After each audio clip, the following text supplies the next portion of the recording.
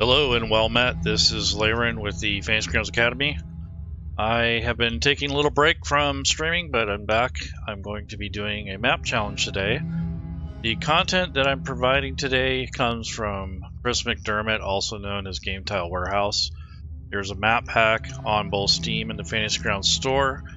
It's called the Halehold. It's essentially a map pack, pretty good quality.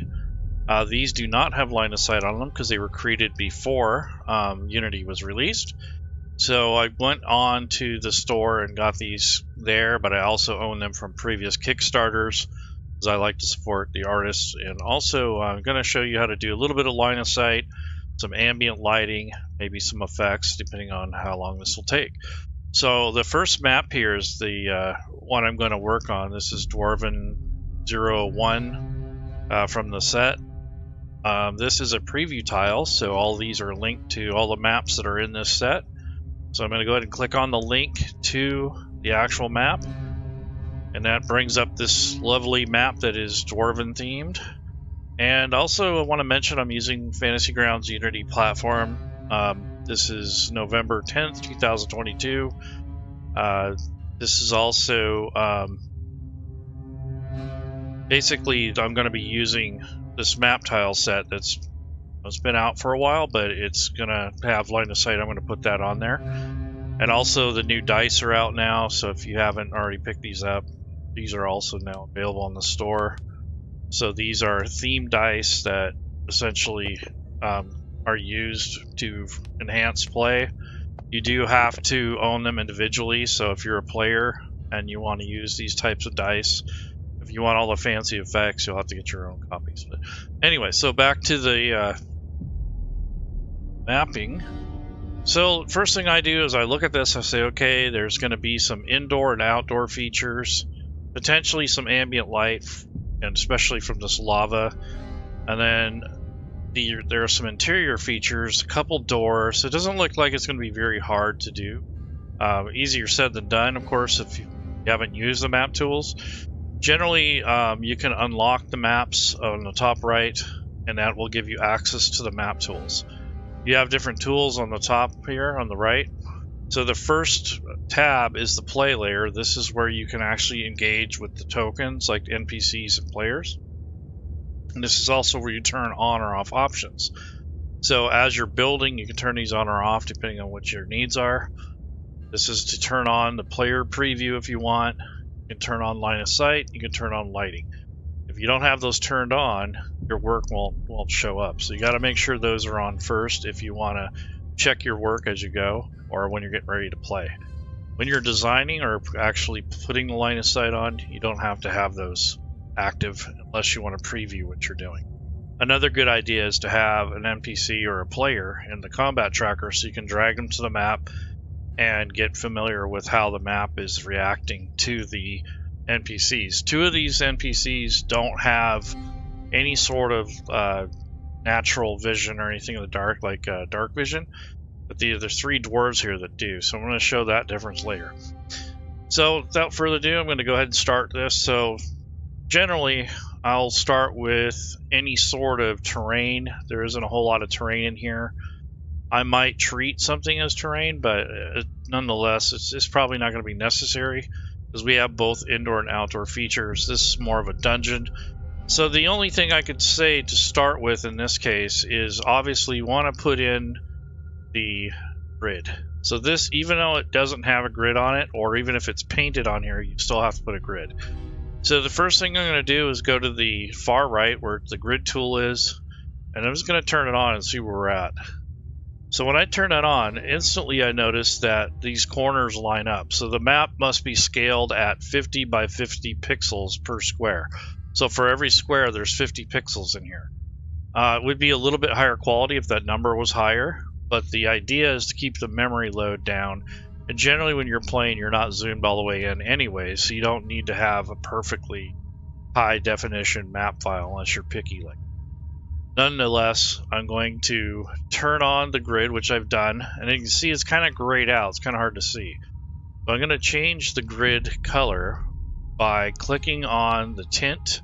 So again, I'm in the grid tool, turning on tint. And I'm going to click on this yellow color so that it kind of stands out a little bit more against the background. And you can adjust the alpha channel, which is the opacity or the transparency, and you can see that you can adjust it back and forth. I usually like it just over the middle to the right so you can see it. It's not too obnoxious.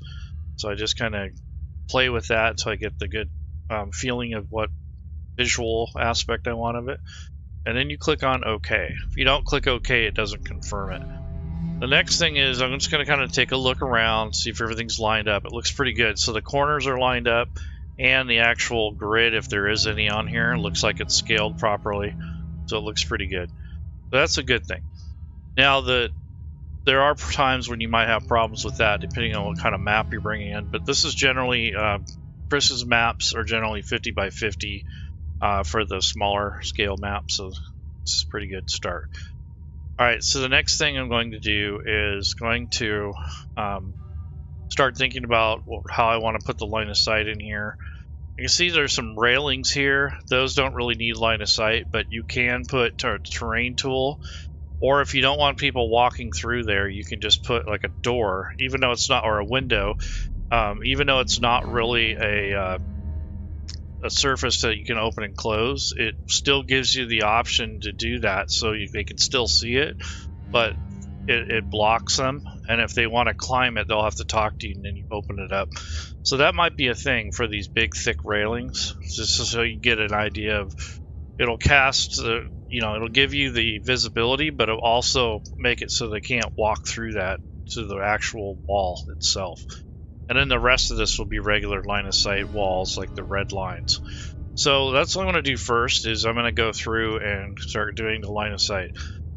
So what I want to do is go through, and you notice that these are not regular lines. So I'm not going to use the square tool, which is something I would normally use. So I'm going to go to the brick wall for line of sight, and it's on the wall tool.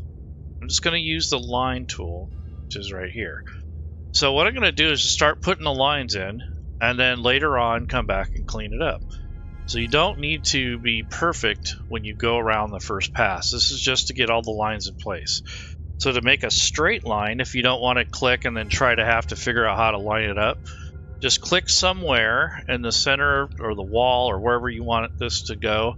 And I'm going to go ahead and click on anywhere on the map that's within reason. And I'm going to hold down the shift key and left click and drag until I get a straight line. And when I'm done, I'm just going to double click, and that will give me the straight line I'm looking for. I'm also going to do the same for these other surfaces, so I'm just going to hold down shift and make all the other lines the straight lines, the ones that go horizontal first. And you notice I'm going kind of in the center. And I did draw a path, so it's not a big deal. I do that intentionally so I can go back and make sure that those are all connected and that they line up. And then over here, same thing. I'm just going to click outside here and then go down, and I'm holding the shift key, and when I'm done drawing, I double click and that stops drawing.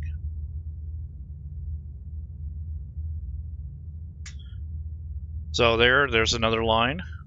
I'm just going to go in and make all the lines. You don't have to sit there and go around the perimeter the whole time and I'm trying to make one continuous line, unless that's what you're trying to do. So these are just lines that are going to intersect. And you notice these little tails here, and I'll come back and clean those up, so you don't have to worry about those. The reason I do it that way, because when you're zoomed out, it's really hard to figure out where exactly you're clicking. You're better off just dragging it past whatever area that you're working. So here I'm going to be a little bit more meticulous. So this is one of those railings I was speaking of. So I'm going to left click and then drag down, double click. Do the same thing over here. I'm just going to go through this back part, but this is actually an open pool, so I might leave that. So I'll use that. This will be my window tool, I guess, is what I'll use that for. And I'm just going to come down and start making the straight lines as I can. And then go through the wall here. You want to kind of go in the center of the the wall, because if you go right to the edge, it'll actually create just a black spot. You know, it doesn't really look too good aesthetically. You can't see the walls or any of the details that were put into the map. So that's why if I zoom in, you can see I didn't go right to the edge here. I'm in the middle. So when they go into this room, or from the outside, they can still see the texture and the walls and everything. So this is also another area. So I'm just single click, or with the left mouse button, holding down the shift key, and just drag down and then double click, and that ends the line. So that's all I'm doing right now, is going through and doing all the straight lines, horizontal and vertical. And then when I'm done, I'll go and make the diagonal lines. When you have diagonal features, you can't really use the square tool very well. See, I made that diagonal cut there, and it does go cross through the other line. That's what you want. I do the same thing. I'm going to click out here, and then double click, so I'm done. The music that I'm playing, or if you hear it in the background, that's from Sirenscape, and this is a Dwarven-themed audio here. So let's see. Oh, here's the doorway. So that's at an angle. So when I create that door, I'm going to have to use a line tool. I can't use the rectangle tool because it is at an angle. If you make a mistake or you want to back up, just hit Control-Z. That's a shortcut to help. So if you mess up or you need to start over, because I kind of started too far in, so I just hit Control-Z or press Control-Z, and that will undo. And if you want to redo something, if you accidentally go too far with Control-Z, you use Control-Y to fix that problem. So I'm going to go through the door again. So right about there, I'm holding down the left mouse button and the holding down the shift key and going right through where these intersect, so I don't have to worry about if they accidentally meet or anything. It's generally where you have problems, is like you're trying to click right on the line. Really hard to do that, especially if you're zoomed out.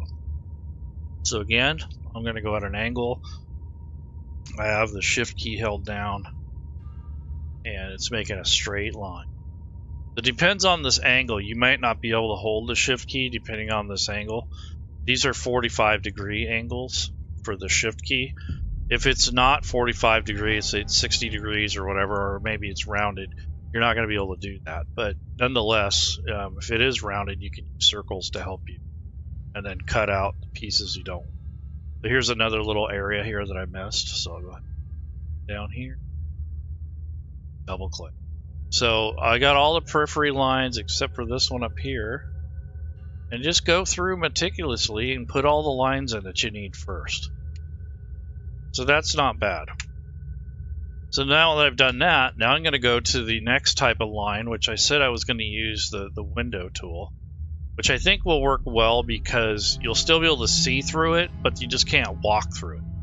So that's a good thing. And then if you need to walk up here, like if you want to let somebody crawl up on top of these, you can open it up so they can walk on it. So what I'm going to do is switch over to this is the window tool. So if I said door, apologies. And then I'm going to just do the same thing. I'm just going to left click, drag, just double click, and that ends the line. So again, I'm just going to left click and drag, holding down the shift key so I can make a straight line without having to struggle with it. And I'll do the same thing here, and the same thing up here. The only reason I did that is so that they can't go through the wall. That's I don't mind if they can see through it. I just don't want them to walk right through it. Another thing, these are railings, so who knows how tall they are, but nonetheless. And then this is a pool down here, so I might set this as a trap, just in case. But you know, if they fall in, they're going to get burned and stuff. So I really don't want to have to. I don't want to do that to them, so I might not. But this thing here, this edge where the lava pours out, you might put a little terrain on there if you want, in case the players want to go up there and stand on it or something like that. But I'll just leave it as it is. Doesn't really need anything. But I will later on go back and put some lighting here. But if you're going to put a pit tool in here, you would do it through pit tool, and I'm going to do that for illustration's sake. But if I was using this map in my game, I definitely would. Most people aren't going to go in there intentionally. So I'll just go ahead and go to the pit tool. And this time I'll use the rectangle tool because this is a rectangular shape. Just going to left click and drag until I get to the inner lip here of this actual pit. And that is the pit tool. So that if they fall in, they can't get out very easily. You're going to need assistance or some kind of saving throw or whatever you decide. So now that I have most of the line work done, I'm going to take a look and make sure that I got most of that done. I don't really need a lot of line work inside here because this is all tables and chairs. I don't think it's necessary to have that sort of detail inside unless you are providing a place to hide or something like that. Maybe you can use the shadow caster, which is really only affected by ambient light, so it really doesn't make any difference. But if you had any statues outside or something like that, you might use the shadow caster. And all you do is you kind of trace around something and it will cast a shadow, but it doesn't block anything, or there's no door or anything like that. So I'm going to go ahead and now go back and clean up. So now that I have the map situated where I have all the line work in that I want, now I'm going to just go ahead and re-expand it. So to make this map recentered, there's a couple ways to do that. So there's this tool toggle drop down where you can use that, and then you click on these arrows and that will zoom to fit. Or you can right click on the map, go to view, and you can change. You can go to zoom to fit or zoom to fill, which fills the whole map, but that's not what I want because I have to be able to see what I'm doing. And now I'm going to go to the selection tool, which is really important so you're not drawing more lines.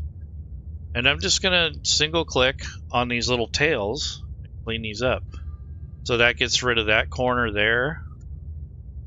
Go back through here and clean up this stuff. You kind of go through and just do all this at once. And the reason I do it this way is it's more efficient. So you're not going back and forth between all these different options.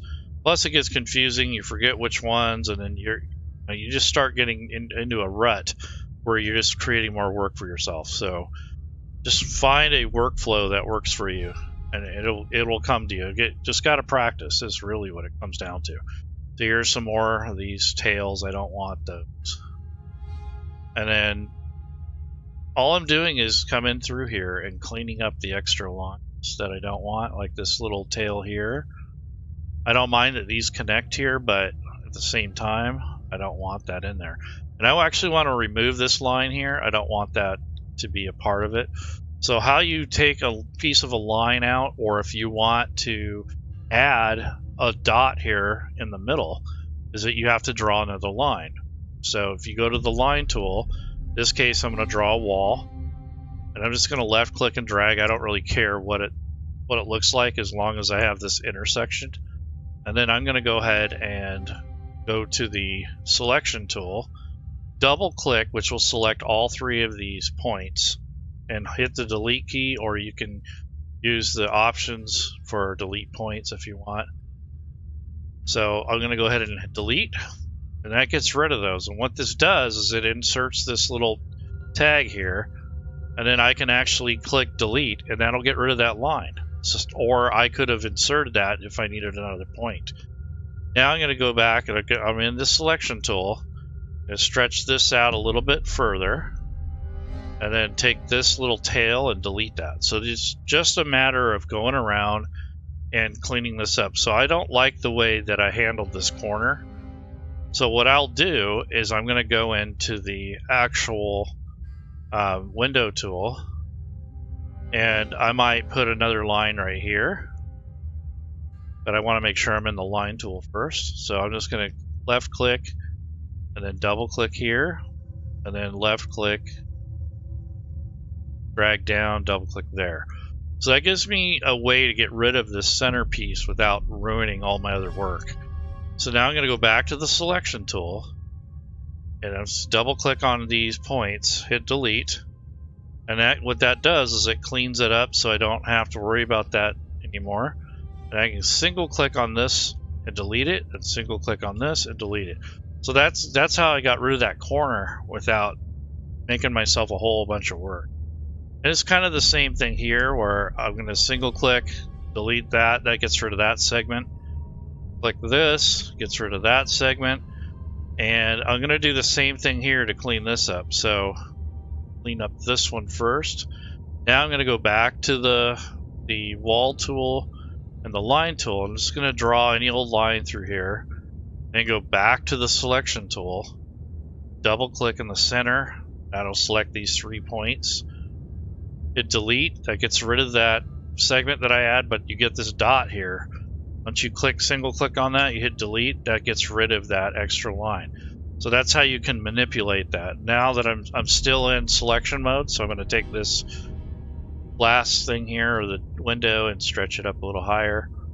Should have probably did that a little bit more careful when I was doing it the first time around, but you know, lesson learned. And then this one, I can actually scale that back by just dragging it back. This one, I can leave that, but I'm going to have to clean up this like I did up on top. So again, I'm going to go ahead and drag this through. Let me make sure, yeah, those are connected. If they're not connected, that can be a problem. It's hard to tell when you're zoomed out. So I want to go ahead and make the line tool. I'm in the wall, and I'm just going to double click. That creates this little point here, this vertex in the center. Now I'm going to go to the selection tool, the arrow here. Double click, hit delete.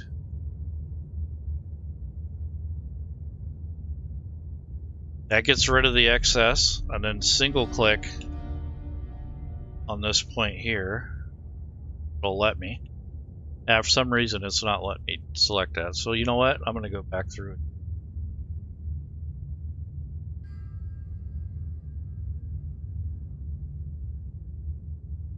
Now let's try it. So like that. Oops, I got out of that mode. Back. Clicked on play mode instead of on the selection tool. Let's see if that does it. Nope. Let's try a different line. So once in a while, I'm across that. I don't know what it is, but anyway, so may not be a true point anyway. So double click, single click. Oh, I see what's going on here. Oh, that could be a problem. Oops. Yeah, I don't think these are actually joined. So let me see if I can grab that point.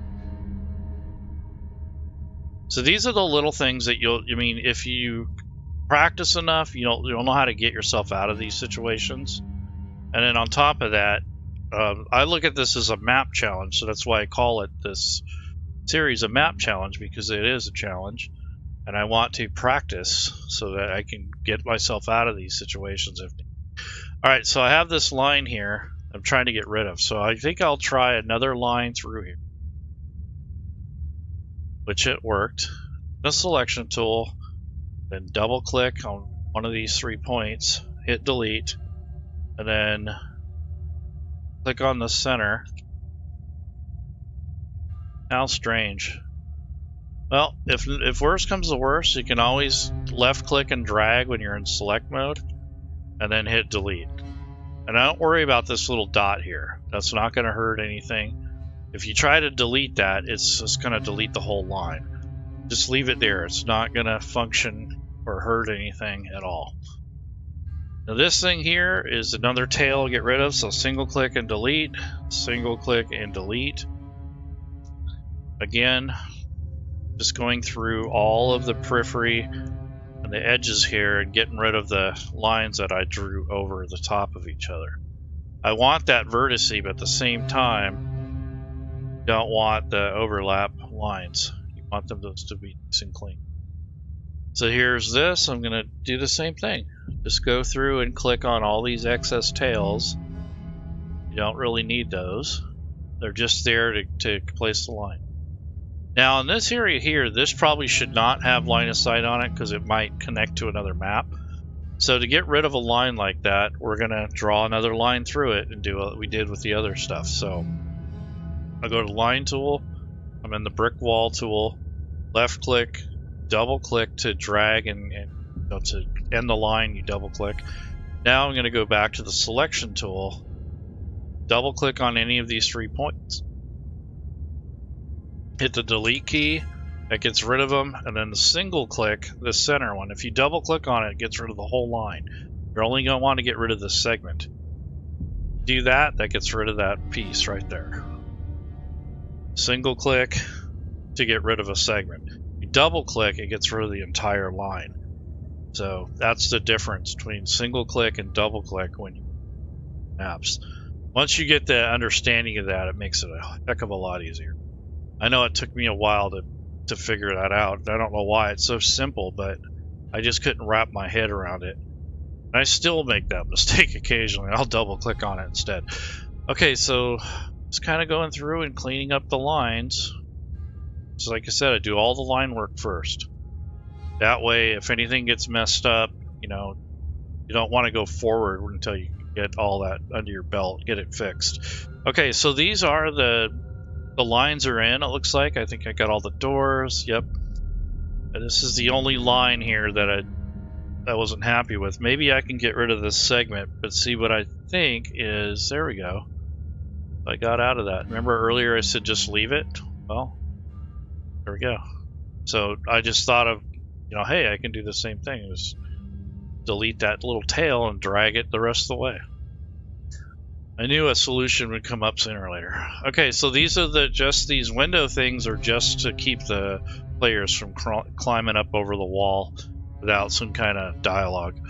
Alright, so now these are actually railings, but they do connect to a wall, so they might be able to climb up on top. Alright, so the next thing is the doors. We don't really have any windows here. This is a Dwarven city, so but I'm going to draw the door. So in this case, I can't use the square tool, so I'm going to have to use the line tool because the way these are formed. But I'm just going to click through these. Oops, wrong tool. Control Z is your friend. So I want to go to the door tool. And then just left click around the periphery of the door.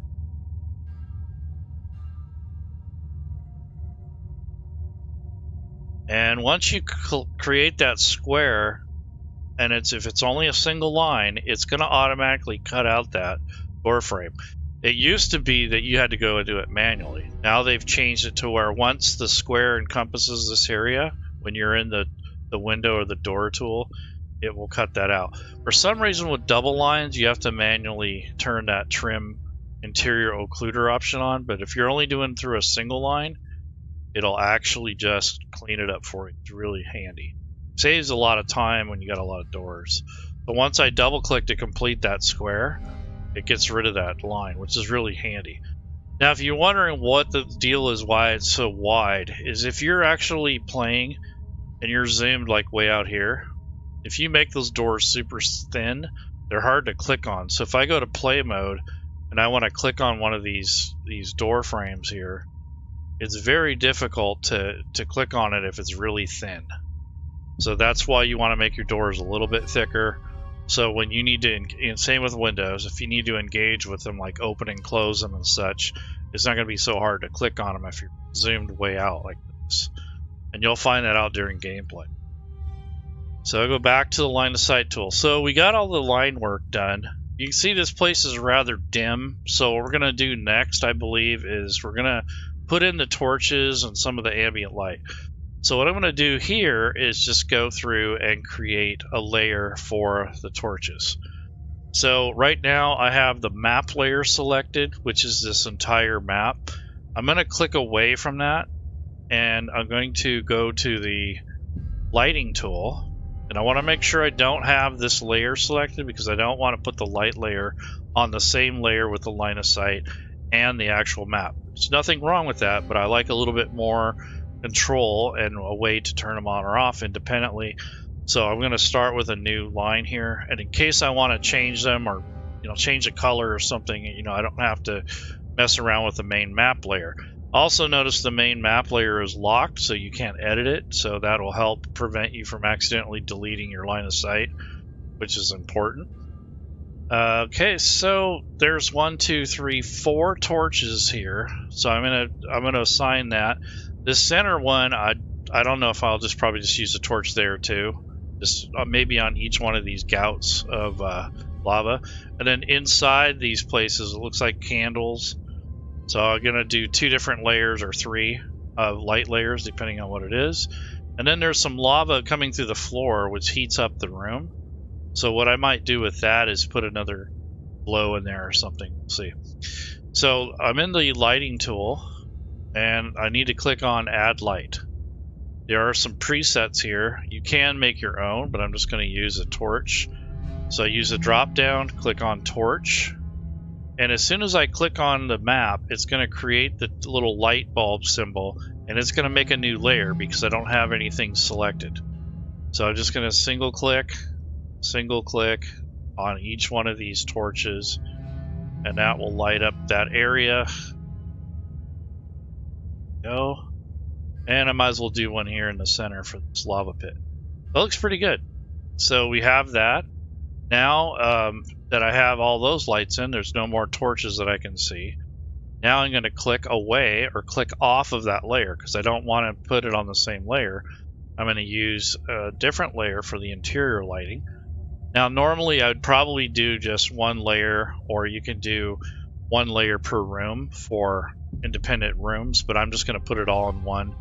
So I'm going to go ahead and click on the lighting tool, which I'm already in, and use the drop down again. This time I'm going to do candle, and then I don't have anything selected here, so to unselect, you just click somewhere away.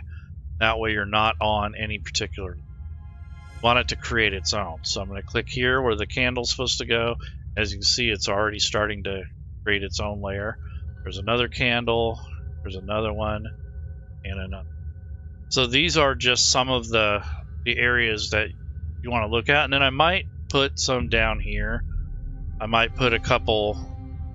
See, I'll put one in the center here just so it has a little bit of glow. That should be pretty good. So I want to label this while I'm here.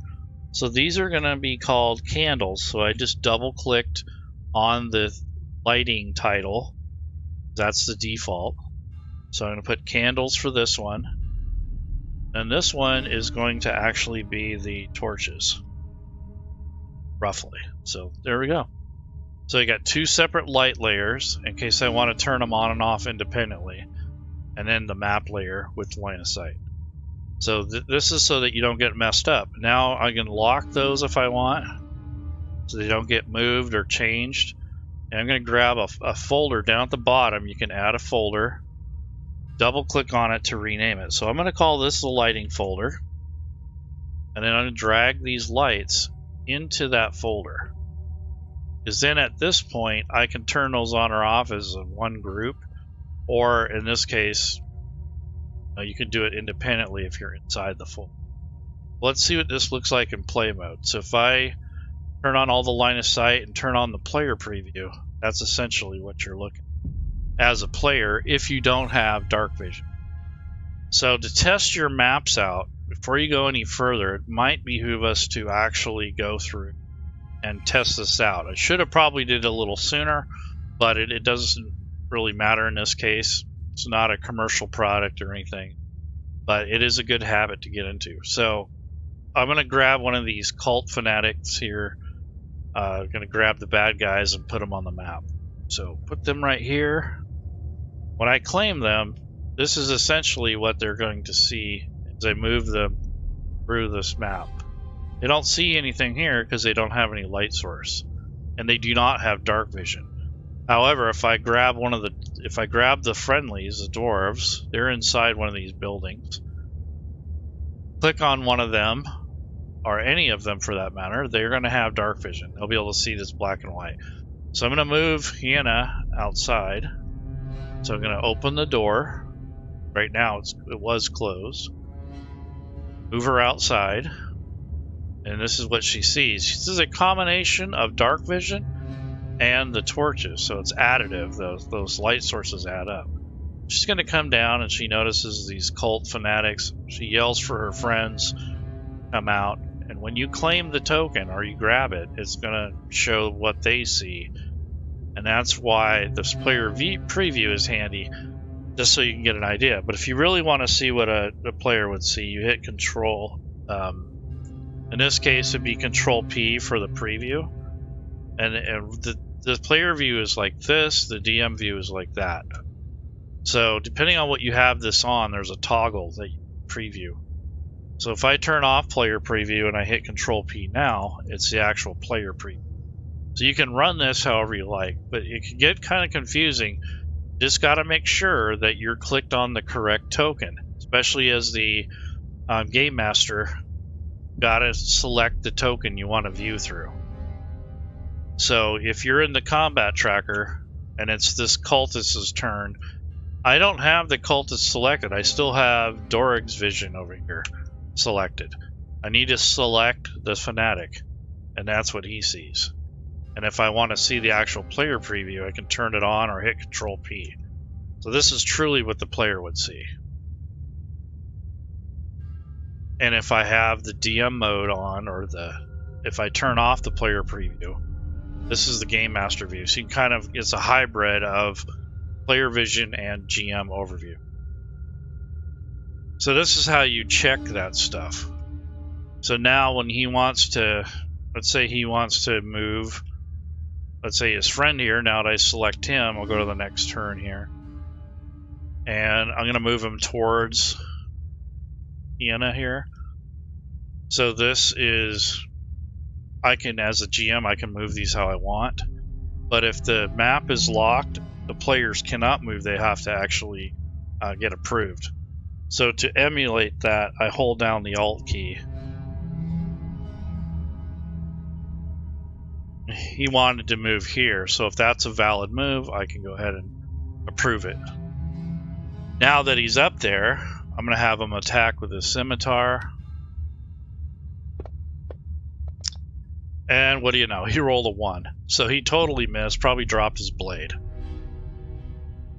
So just this gives you an idea of how to use the stuff and how to set it up.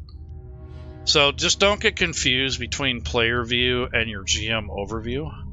And then you have to have the line of sight and the lighting on. And of course the map has to have this line of sight drawn in here so that it'll actually work. So the windows that I put in earlier, how those work is if a player is moving, they just can't move through there without you opening this up. And that's all that does, is it just puts a stop in there, and it doesn't stop their vision, so that's good. And they can't see this toggle normally unless you open and close it. So this actually allows light through, it just doesn't allow anyone to pass through it.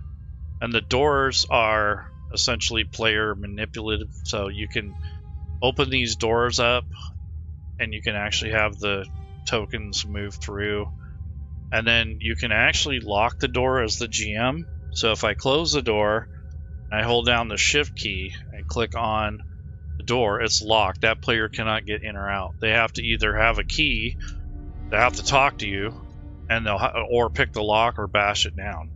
So that's kind of how that locking works. It's GM only. Now I'm going to just have them go through the door.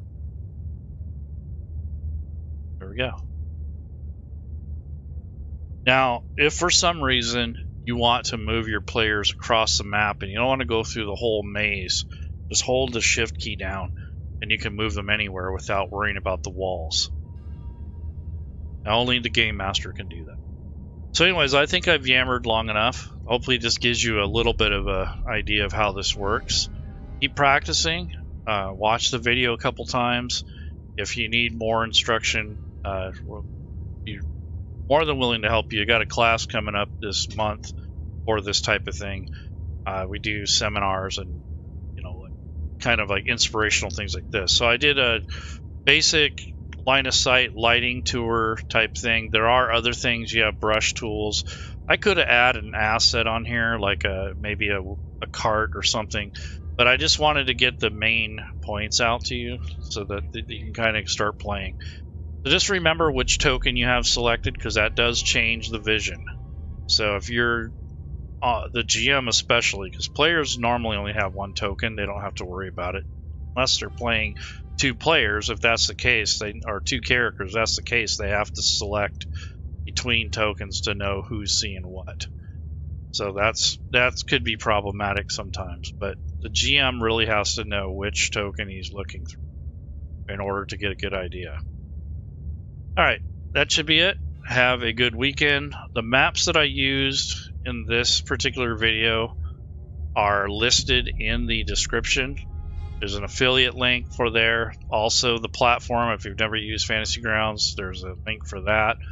And then there's a direct link to the author and artist of this. So it's on Steam, it's on the Fantasy Grounds store, or you can actually go to the website and actually buy the file itself, the PNG file. This happens to be a module. So when I go into my library, open up the modules folder, this is a Meander map pack. It's available. That's what these are. Or you can get them individually. You don't have to buy the whole pack. But I really like Chris's artwork, so I definitely support his work. Anyhow, take care, everyone. I'll see you around next time. Bye-bye.